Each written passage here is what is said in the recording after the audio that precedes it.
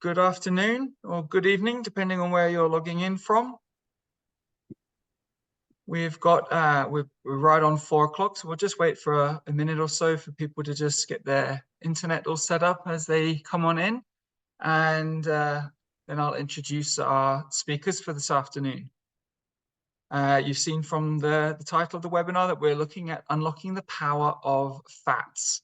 So be prepared for some really good insights and information about fats and the truth behind them. It's quite fascinating as we were sort of going through the rehearsal part of what to include and what to talk about. I felt like I could have been there all day with Jackie and Natasha here, just sort of listening to them and learning more and more about what there is.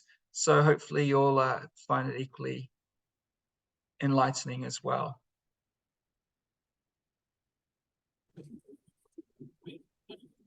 And okay, I'll start by introducing. So welcome back, Jackie. This is the second webinar in a row, and Jackie is LyfeMD's lead dietitian, who leads our team of dietitians that we have Canada-wide. And it really is a team, and she does a great job of spearheading that and making sure that we have consistency of care across Canada.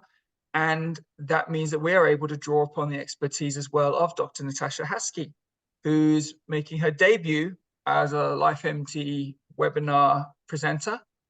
And Natasha has got her area of specialty is the microbiome and IBD, and is the university, I think, the research coordinator behind lots of the dietitian studies that even Dr. Maitri Raman, LyfeMD's founder, fronts up as well. And I said to her, well, how do I introduce that? She goes, I'm the science behind it. So we're trying to bring to you today the look of that. This is the science behind fats. And then Jackie will be presenting a bit more of this is the application. This is how it works. And thank you so much for sending in your questions, because what we've done is we've taken the questions and tried to weave them into how the presenters will be sharing their information today and relaying that. So we might not answer your question directly as if I read it and there is an answer, but you may see it you may see it weaved throughout the presentation this evening. So without further ado, I'll hand over to our presenters, and yeah, really looking forward to this one. So thank you very much for joining us, and away we go. Okay, so Jackie, if you can move to the next slide, please. Okay, so hi everyone. I'm really happy to be here and just talk about one of my favorite topics, one that I've basically spent the last 7 years of my life studying. I became a PhD scientist in the last 7 years. Before that, I still do practice as a dietitian, and I have about 25 years experience as a dietitian. So I call my science career sort of that second career for me. And so I find fat actually quite interesting because our society really has made fat complicated. And the reason I say this is that over my career, I have seen dietary fat as being portrayed as something that's it's evil. I'm even guilty of recommending low-fat diets throughout my career. And really, this was because based on the evidence at the time, suggesting that when we eat fat, it's linked to weight gain, it's linked to the increased risk of heart disease. And what's interesting is that we're in 2024 and we're still seeing headlines like this. We should eat less fat, we should lower our fat. But the problem around this is that our guidelines are rooted in evidence that's based from 2004, and we're in 2024 now. And so this is over 20 years ago. So the reason we're giving this webinar is because we want to provide some up-to-date information on what we know about fat and provide you really with the latest scientific evidence. Next slide, Jackie. And so one of the first questions I want to answer is, are all fats the same? And I want to start from the beginning because I want to emphasize that fat is a very broad category. And maybe you could move to the next slide, Jackie, please. So this slide's a little bit busy, it's a little bit messy, but what I'm trying to show you is that there are many different types of fats in our diet. We have these broad categories, number one being saturated fats. We hear a lot about that being linked to heart disease. But within that saturated fat category, you can see that there's palmitic, there's stearic, myristic. Then there's unsaturated fats, and you may have heard of the monounsaturated fats like oleic acid, or even the polyunsaturated, for example, like the omega-6 and the omega-3. And under each one of those categories, there's a different type of fat.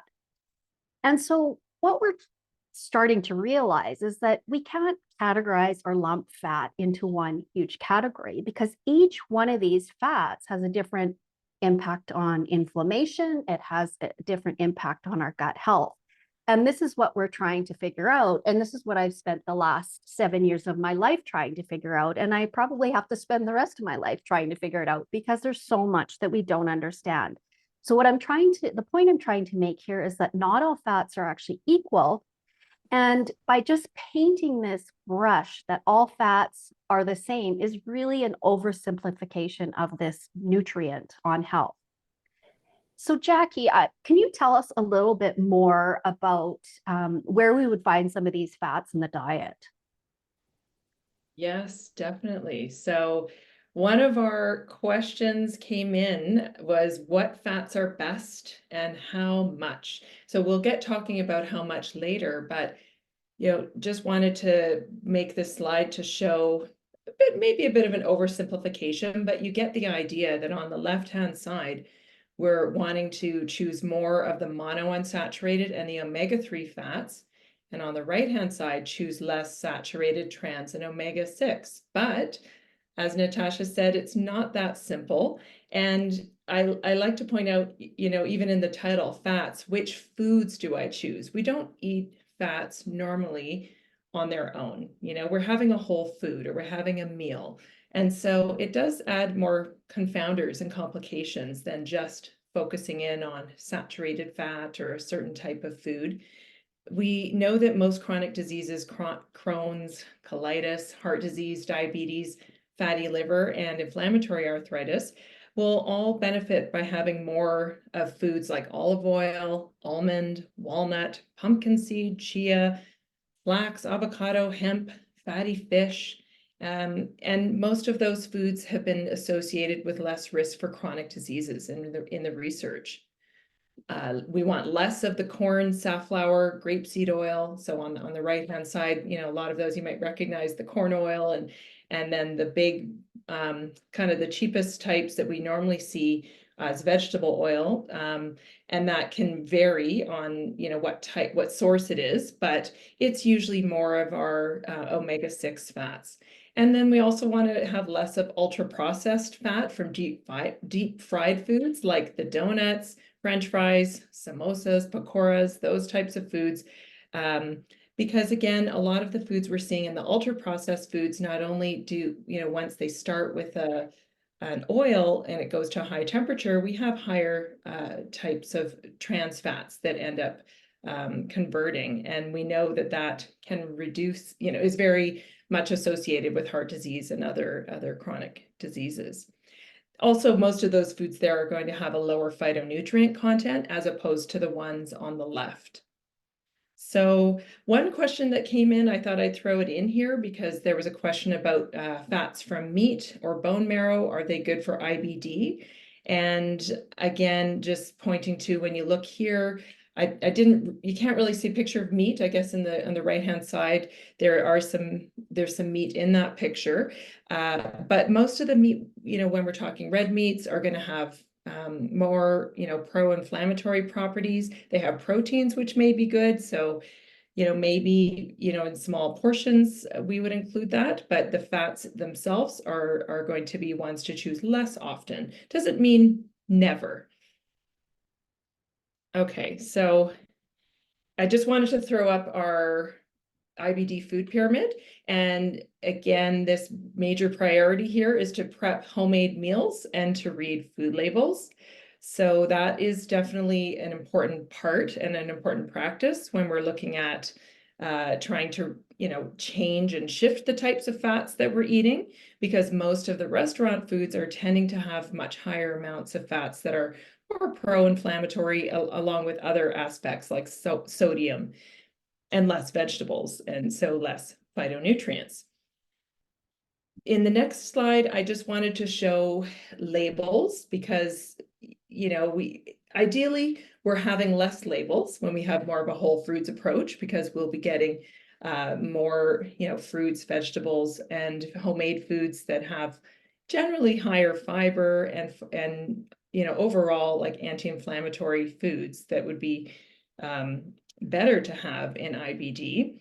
So but we do live in, 2024, so we're going to be having some packaged foods. And I thought I would include this just as a reminder that when you look at your ingredient list, you want to check to see what is the source of the fat. That I don't have a picture of that, but we've all seen ingredient lists, and you want to try and avoid foods or have them less often if they're going to have shortening, lard, palm oil in them. And again, looking at the percentage of daily value will tell you if there's a little or a lot of the saturated fat and trans fat. So if you see something that is made and has shortening as the fat in it, and then it has 5% daily value or less, then it's a small amount. It's probably reasonable, but then if it had 15% or more, it would mean it has a lot of that type of fat. And I would say, try to have that as a sometimes food, or have, especially if we're in flare, to try and wait until things have shifted somewhat. Okay, and so a few daily practices to boost your healthy fats. I've included lots of colorful pictures here. Many of them are including, are the recipes from the LyfeMD recipe book, or from the app, whichever you're using.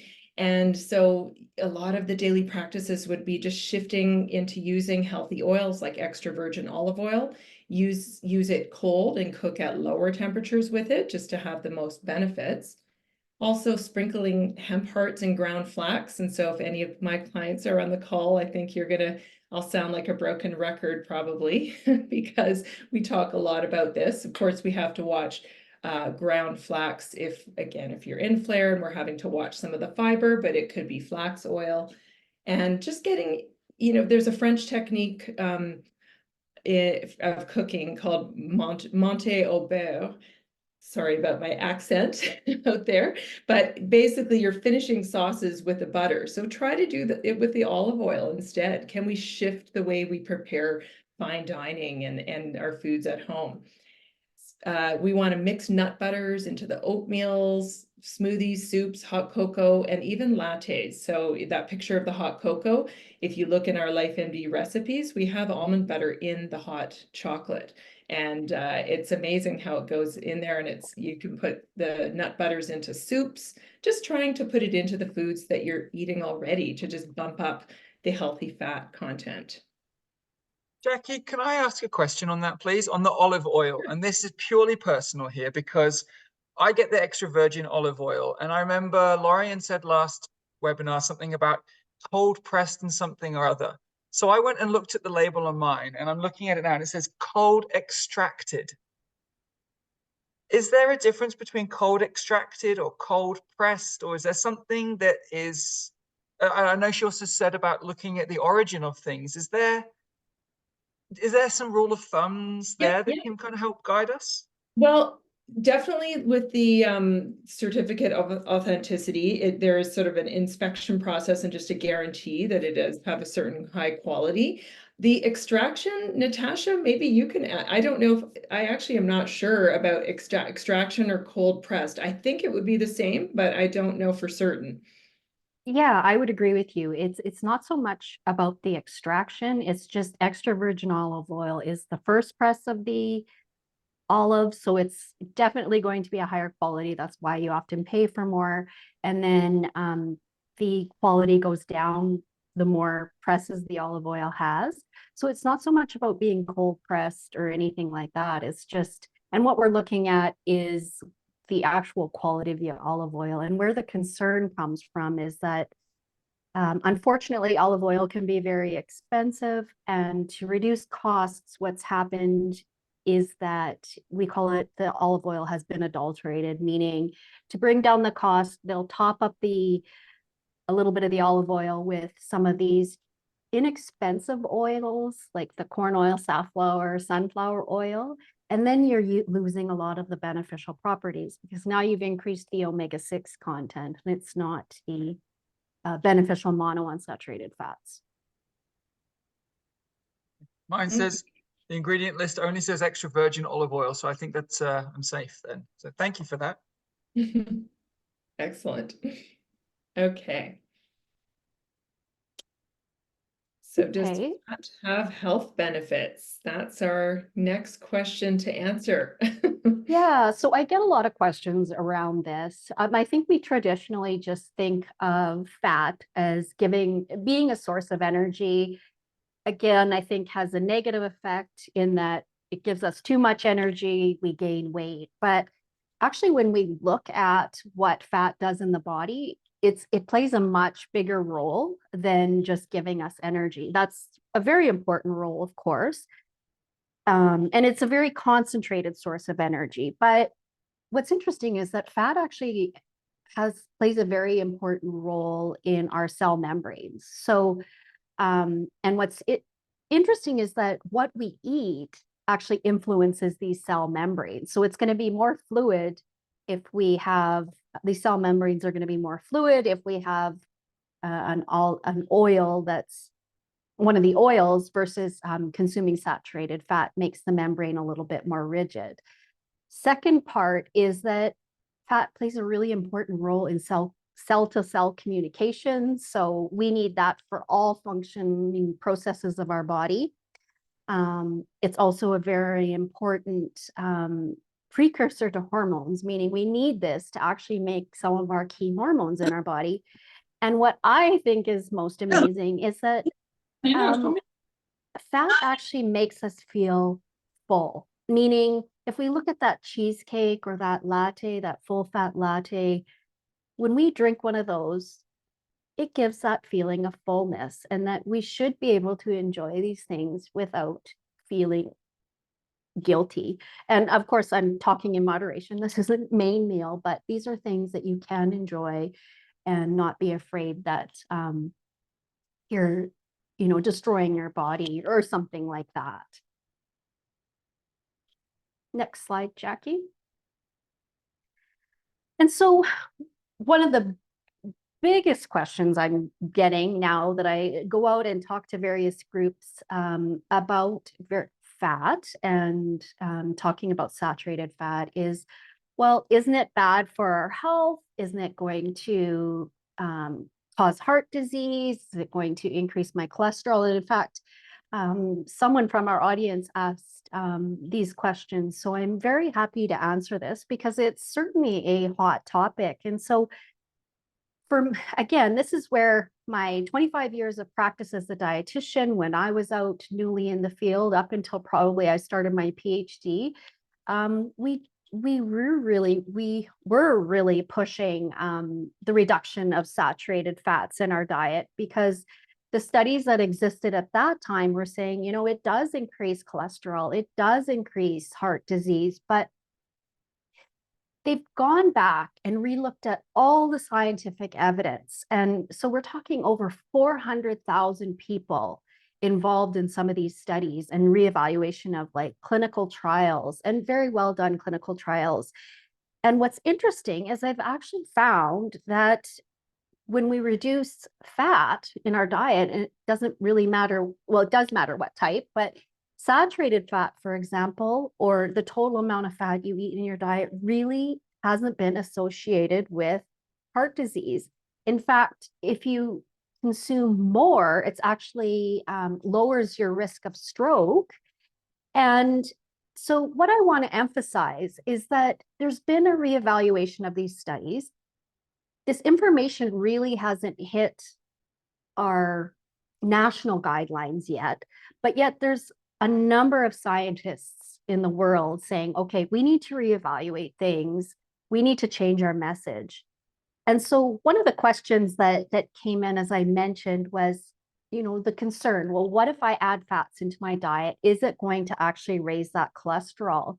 And what they've actually found in the science, that the increase in cholesterol is likely more related or closely related to your intake of carbohydrates. And so when we're talking about carbohydrates, we're talking about those refined carbohydrates, the ones that don't have a lot of fiber, highly packaged, highly processed types of carbohydrate. So, and that's just the way our body works and metabolizes different nutrients. So if we're consuming a lot of carbohydrate, our body naturally does convert that into different fats. And then it ends up being, and if there's too much fat, it's stored in tissues. So it's looking at the bigger picture. It's not just specifically about the nutrient of fat, but it's the whole content of the diet. So Jackie, I'd love if you could answer the question that I hear all the time, like, well, just if I eat fat, or am I going to gain weight? And what are your thoughts around that? Well, yeah, it's really interesting. And I think there's a lot of complexities there. And I think, it depends what you were eating to start with. And it's your whole diet. It's not just fat, right? So like you mentioned, the carbohydrate. So definitely it's not going to make you just gain weight. Our weight is as a result of genetics, our hormones, our history of weight loss and gain, which affects the hormones like leptin, and we've learned so much about that. And so I think, if we're looking at, adjusting the fat in our diet, as long as we're choosing the ones that do have the health benefits, it doesn't mean you're going to gain weight by increasing it. Now, could you gain weight by increasing your healthy fats? Certainly you could. So, I've had clients who maybe are eating like multiple cups of nuts every day and just feeling like you're getting all these healthy fats. Well, it's just, trying to have that handful or two in the day, not having 1 or 2 cups, and just keeping it in moderation. So, yeah, I would say it won't necessarily make you gain weight. And other, carbohydrate has been more associated, with making people gain weight over the last 20 years, I would say, as well. So. Okay.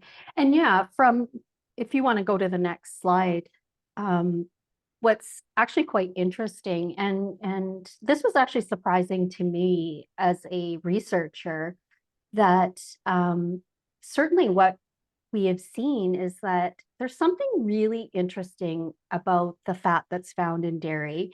And obviously, when we're looking at a dairy product, there's lots of different compounds in those dairy products.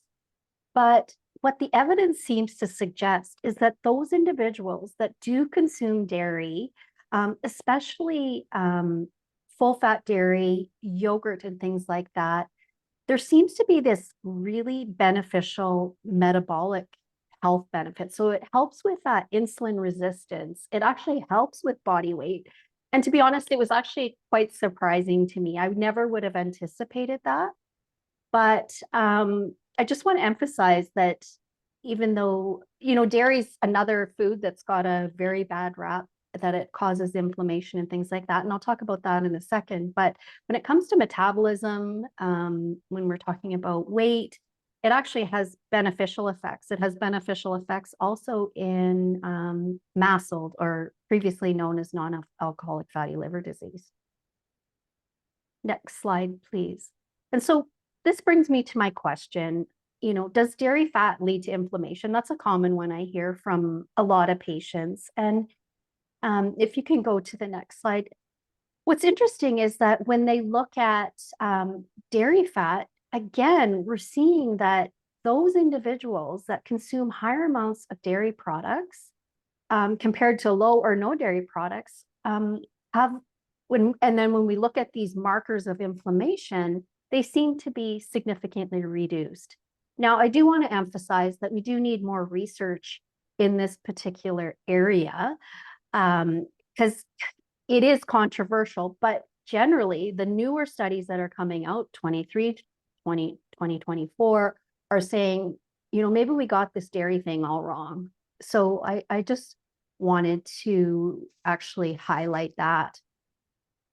And so again, as if you want to go to the next slide, Jackie, this was something I found out in my PhD research. Like I came in, I'm like I said, I'm a dietitian, started doing the science and had my own perceptions of fat. And we did some testing.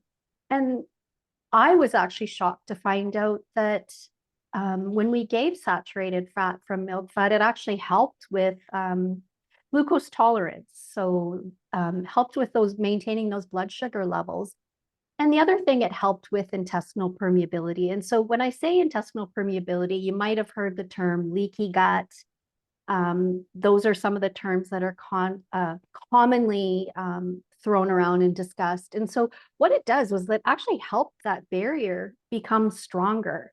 So it was better than even olive oil and all the other different types of fats. So we need to understand dairy fat a little bit more, but there's something going on with dairy fat that makes it helpful.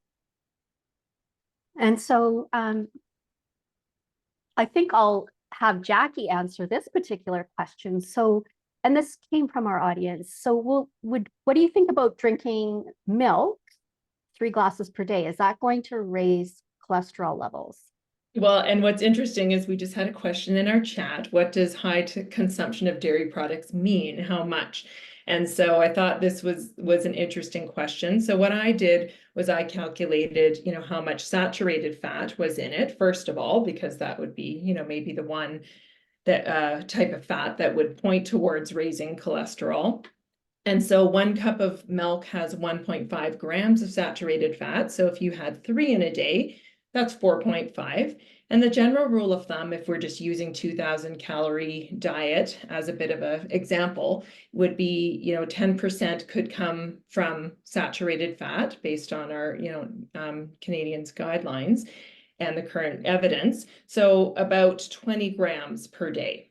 So, you know, 4.5 from 3 cups of milk. So I would say that would be perfectly fine in the context of a healthy diet.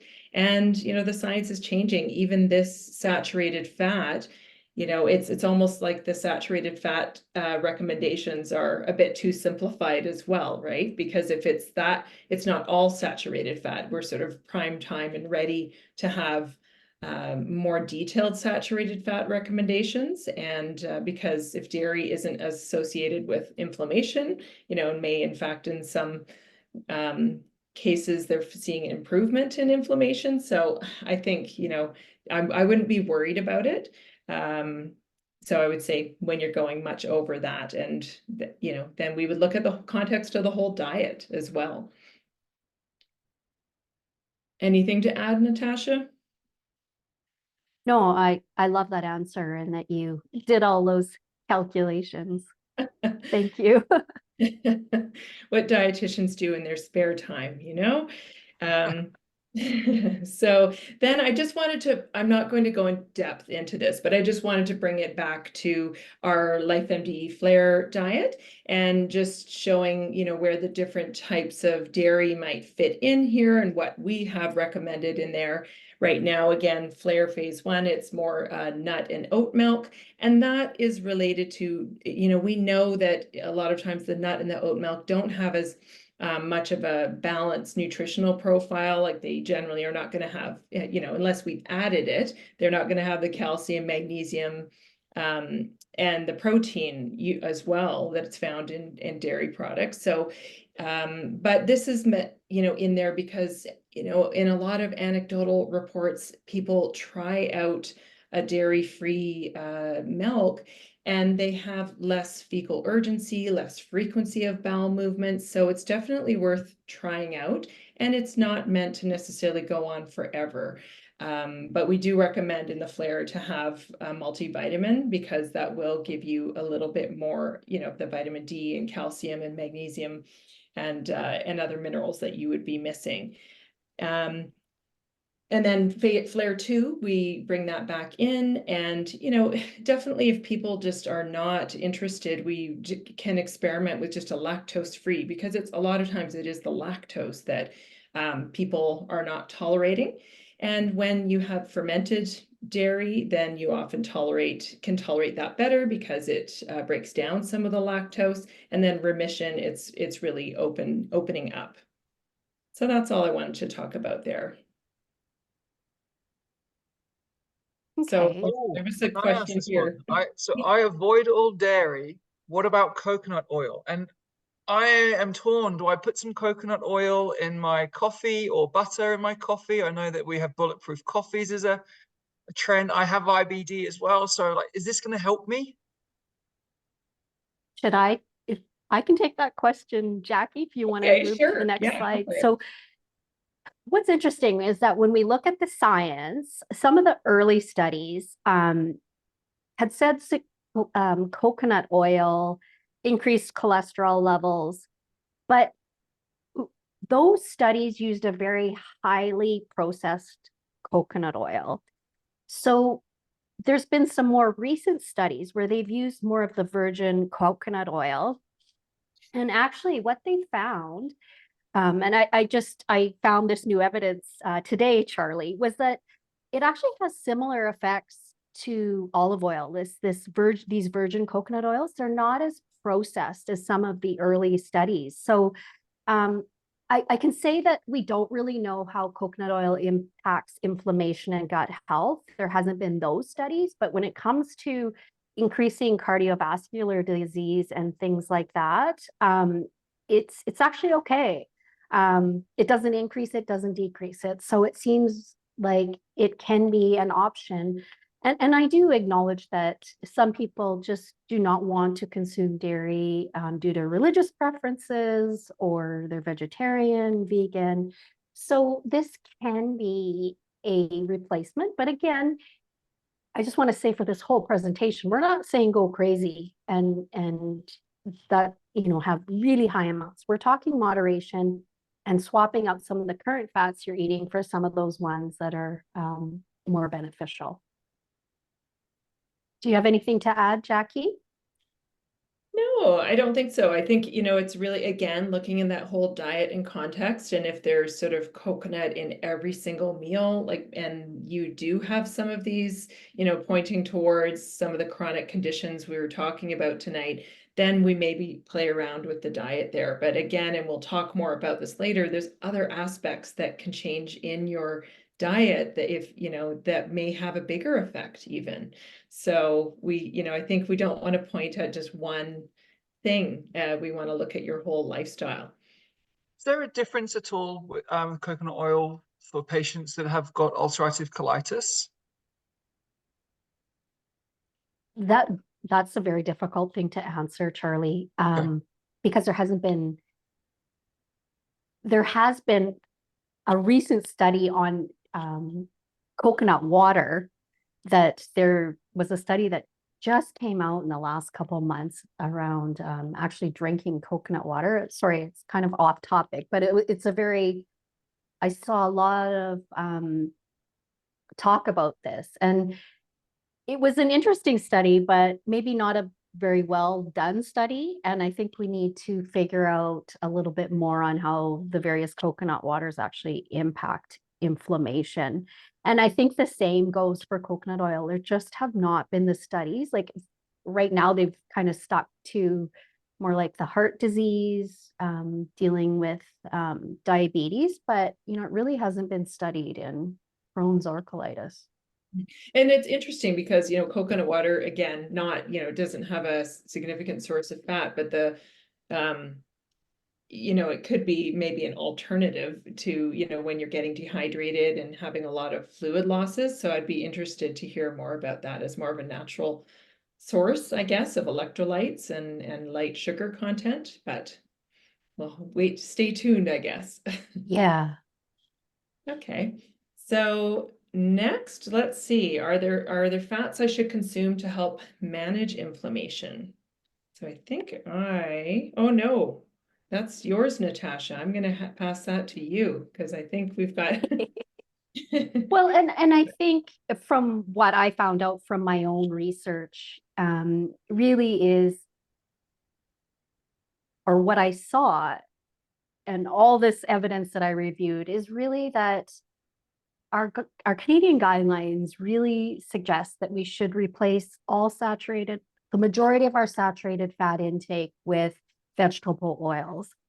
And what we fail to do is tell people which fats we should be consuming. And the problem is, and I'm purely looking at this from an inflammatory perspective, not cardiovascular, but just an inflammatory perspective around gut health. And what we've seen is these omega-6 fats promote inflammation, versus if we can replace those omega-6 fats, like the corn oil, safflower, sunflower oil, with the olive oil, it seems to have a beneficial effect.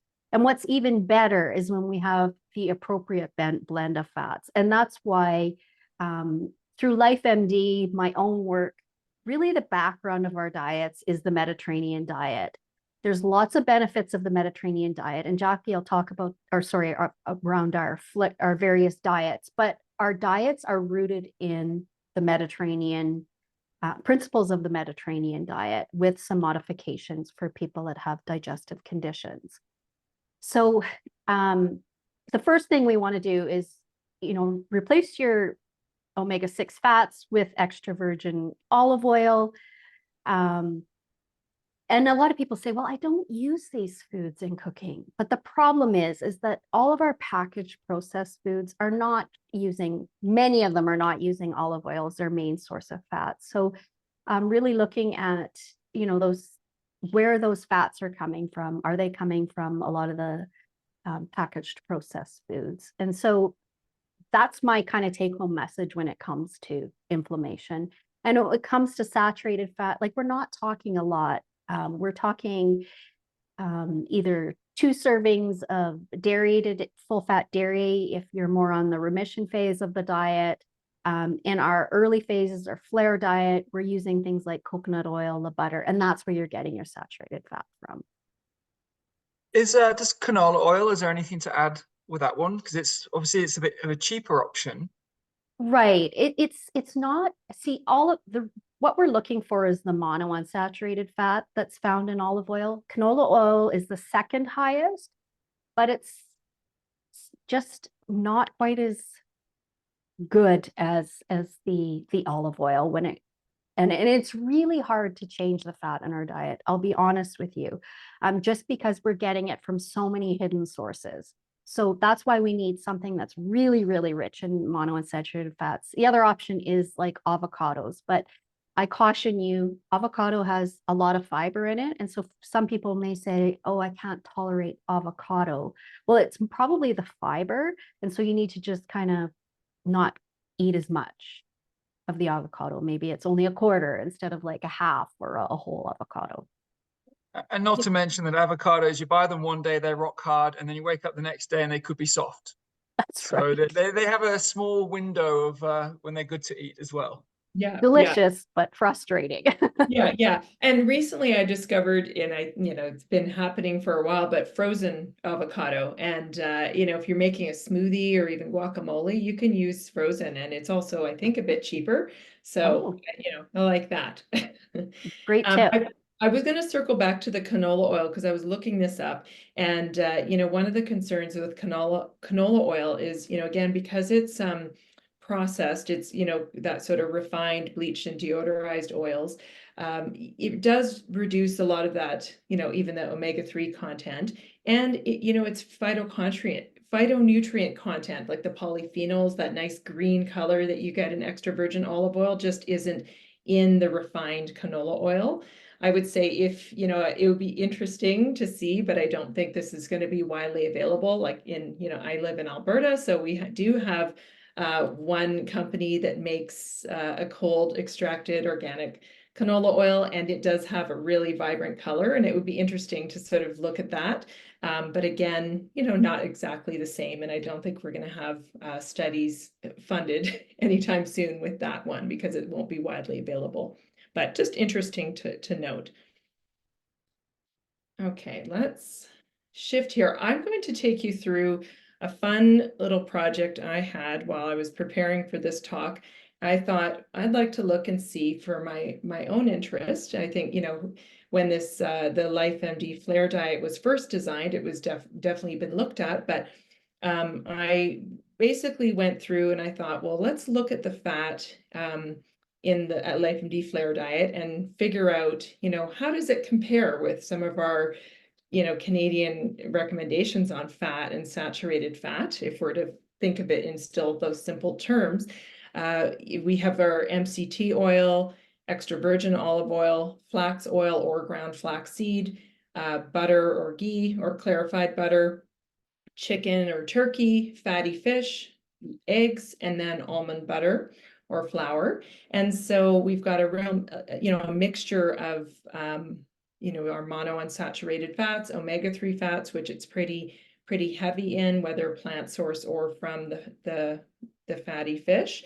There is some saturated fat, though, of course, in our butter, in our MCT oil, even in, small amounts, in fact, in fatty fish and, our eggs. So I thought, well, let's see what that looks like.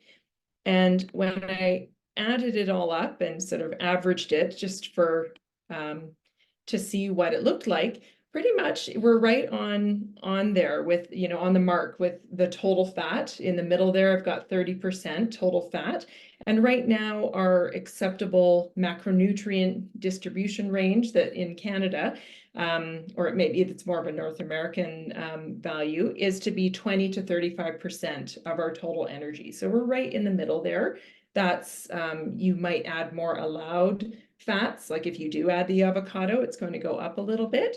But overall, we're pretty much right on the mark. We're on the left, we're going to be talking a bit more about this, but for our omega-3 fats, it's pretty great. It's about 1,400 milligrams of this EPA and DHA, and those would be the gold, the ones that you want to try and get, and that comes from our fatty fish. And the recommendation right now is to be about 1,000 from the American Heart Association and other associations. So definitely we're exceeding it with just the foods. And the other one, the 2,200 milligrams per day of ALA, which Natasha is going to go into in a little bit, is our plant source. So plenty there, and it will be converted into the form that's in fish. And then when we look at our saturated fat on the right, it's 11%, and our recommendation, is usually around 10% of your total energy or less, which would be about 22 grams in a day. So we're pretty much right on there, which I think is good. And again, the type of saturated fat, we know it's not just saturated fat. The type we have is the research is pointing towards being, less strongly associated with inflammation. Oops, let me go here. Okay, I'm passing it back to you now, Natasha. I'll read it out for you, Natasha. So I'll frame it. So how do I choose an omega-3 supplement? We get lots of these questions. And then the follow-on, which is similar, is how do I get omega-3 from my diet if I am vegan or vegetarian? And I really like that we're taking into consideration everybody's different preferences and covering as many bases as we can here. Sure. If you want to advance to the next slide, Jackie. So I hate to be the bearer of bad news, and I'm purely speaking to this from an inflammatory gut health perspective. And what we're finding is, I'm speaking from the perspective of inflammatory bowel disease, is that the evidence is really controversial. Like we actually aren't, when we look at all the studies, we're not seeing great benefit from omega-3 supplements themselves. And there are actually a few reasons for this. And really, it's because our body really tightly regulates itself. And especially when it comes to fat. So if we have a diet that is rich in omega-6 fat, so we're consuming that in higher abundance, our body is going to use that over the omega-3 fats. And so what we try and do with our diets in the LyfeMD app is create a balance so that our body is actually starting to use some of those omega-3 fats over the omega-6. What my concern is that a lot of people will say, you know, I don't want to change my diet. Can I just go out and supplement? And without changing our diet, we're not likely going to see the benefits of the omega-3.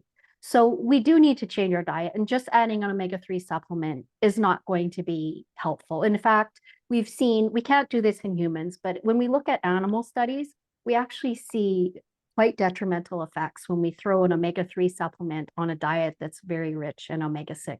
The inflammation gets worse. It actually promotes the inflammation. Second thing, if you want to advance to the next slide, Jackie, one of our real concerns, and this was like a new study that came out, and it said that the problem with a lot of our supplements on the market are that they're often oxidized. And so when we think of oxidation, we think of things like free radicals. I'm sure you've heard things around, free radicals causing cancer, different concerns. They increase inflammation. And it's just the nature of the chemical nature of the type of fat that's in these products. Like there's lots of ways oxygen can bind to the chemical substance, and then that creates these free radicals. And so when we talk about free radicals, that's why we need to get lots of polyphenols, antioxidants in our diet. So what the concern is, and this may be the reason why some of our omega-3 supplements aren't working, is because there is a 1 in 5 chance you're getting a oil that is more, or pill, capsule that's oxidized. And so they haven't really figured out how to sort that. So that's the reason.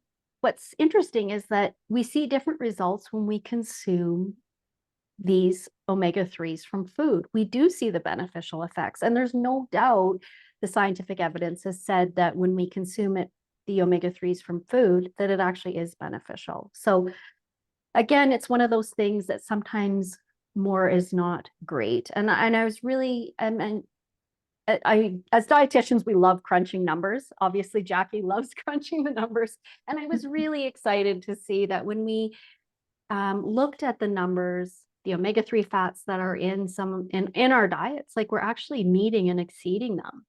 And so I think we're not only decreasing the omega-6, but we're also increasing that omega-3 and creating this beneficial fat profile that potentially can help reduce inflammation. Yeah, no, it was really interesting. And I think, just keeping in mind that, again, vegetarian and in addition, like getting variety of plant sources are going to be helping with the diversity of our microflora. I mean, if you think about the ALA, the alpha-linolenic acid that is going to be coming from our, the nuts and seeds, the flaxseed, chia, hemp seed, you could use the oil form of these, walnuts, pumpkin seeds, these are things that we want to add into, sprinkle into our soups, put it into our baked goods, just have them as snacks. And we're going to be then, a portion of it will get converted to the same form you would get in fish. And so if you don't love fish, please, come chat with a dietitian. We can definitely help figure out and find something that works for you. And so that you're getting, the types of foods that would benefit you in a format that you like, because we don't want you choking down foods that you don't enjoy. And I think looking into the LyfeMD recipes, there's plenty of ideas in there, and throughout the different phases of the diets and the different profiles, whether it's IBD, fatty liver, arthritis, and the general gut microbiome program. does Okay. seem like there is a lot to navigate and a lot to consider with the crunching of the numbers and everything. So I feel rest assured, I'm really glad that you know how to work all of that out and tailor that for everybody that's needs that support. So I'm glad that we have you to help figure those things out there. We have a question in the chat. I'm not sure if it's a good one for now or to bring it up later about Yeah, the I meant mhm. yeah. I meant to move it actually to the bottom when we do questions. Okay. Yeah, there we go. Let's do this for now. Let's do, what's the stance on fat then in 2024 so that we can kind of get a more, general summary of what we're chatting about today. What do you think, Natasha? Yeah, so if you want to move to the next slide, I think my message is very simple. Really, I think over the years, we've really oversimplified fats. It's not really just about fat. It's not about total fat. It's not about high fat. It's about the type of fat we're consuming. And we know that each individual fat, if you remember to my initial slide about that listed all those like stearic acid and palmitic acid, et cetera, they all have different impacts on inflammation. And inflammation is closely linked to the gut microbiome because our 70% of our immune system is lying in our gut. So there's a very intricate relationship going on. And if I could also emphasize, it's not just about fat alone. It's about the bigger picture. And just maybe to sum up things, I'll get you to summarize what we're kind of thinking, Jackie. Yeah, exactly. I mean, I'm a very visual person. I was thinking about, well, what are some nice pictures that sum up like, really there's other things that affect the inflammation as well. We're looking at the fat, that's one piece of it. We have, may have some genetic factors there that we don't have control of, but we have a lot of different moving pieces that we can work on. And maybe we'll even get better effect if we're looking at things like the soluble fiber and phytonutrients for the antioxidant potential. And, when we're looking at, the soluble fiber, we've got lots of other benefits. If we're worried about cholesterol, like that can really help with controlling it as well. So people do sometimes worry when they come into and they are adding all these extra fats because we've gotten so used to having low fat diets, in the media and for so long. So I think, just keeping in mind, it's not just that. We've got physical activity, we've got our, stress, sleep, smoking, like all of these factors that can affect our inflammation. And so we can work on a variety of them. And in the LyfeMD app, we have all these different lifestyle approaches in there as well, like the mindfulness and breathing, yoga, that can, help us, maybe even with our stress and our cravings that make it more challenging to make healthy choices. So let's look at the whole picture and certainly do come in and speak with the dietitian if you have specific questions that you have about your fats and your diet. We always look at that when you come see us. Anything else you might add, Natasha? No, I think we've got it covered. I'd love to take some questions from our Yeah. audience. Maybe I'll throw that on there. We'll always want to make sure people know if they want to book in to see a dietitian, here's a QR code if you do want to come in and see us. If you have insurance coverage or, we do have that. We have many programs running where you can see a dietitian at no cost. So, maybe Charlie, you can speak to this and the next slide a little bit more too.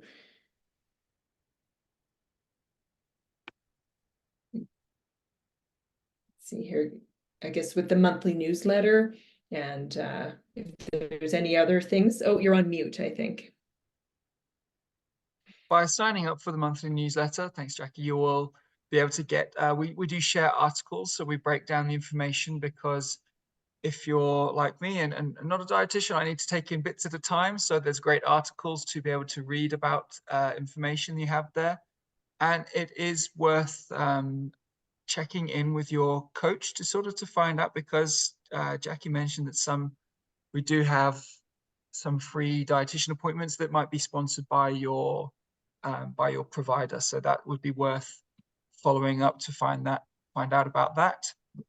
But we do have a few more questions coming in here now, and I know that I think the best way to get a plan that is specialized for you is to go directly to the dietitian. We have lots of recipes in the app as well. So there's other forms of, there's chia recipes and hemp recipes as another way of getting in some of those essential nutrients. But I will sort of hand it over to we've got some questions we have here. Thank you, Diane. What about the avocado oil and grapeseed oil? If I can hand that over to either Sure, of you. I can take that one. So the grapeseed oil would fit more into that polyunsaturated omega-6 fats, so less beneficial. We're wanting to be, you know, again, would prefer that you use extra virgin olive oil for the benefits. And then avocado oil is an interesting one. You know, I do recommend it and I do use it, especially if it's more of a higher temperature. But I know Natasha and I were talking about this recently, that it's not as well you know, analyzed, and it's hard to say like you know, the quality of your avocado oil. I guess cold pressed is the best, you know, first choice. I would assume, you know, is going to have good quality, but it is a monounsaturated fat, so it is overall a great choice, but it doesn't have it, you know, I don't think it has a strong phytonutrient content, and I'm not sure if you know, I haven't seen a lot of evidence on that. Natasha, what about you?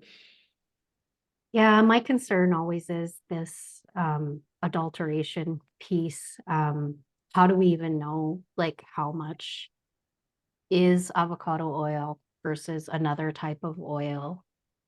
So I really, I'm still kind of, maybe I'm over pushing the olive oil, but But and you know, the thing I thought about, because I was thinking about that answer, and I do get this question a lot, and I think I would prefer people to have the avocado, the whole avocado. We do have a green, I believe the green goddess dressing has some avocado that's blended in that, I believe. I mean, you could, but just having the fresh, then you're getting soluble fiber as well.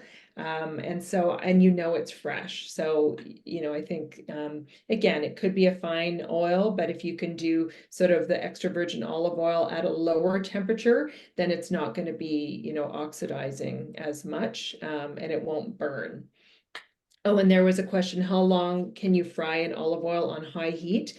I mean, as soon as you'll notice it start smoking right away, you can temper it a little bit. So let's say if you I've been experimenting with this recently. So I put a bit of avocado oil for the first part of the cooking, and then, you know, and then I'll add a bit of olive oil in there. And I noticed like it changes the heat point as well when you put it together.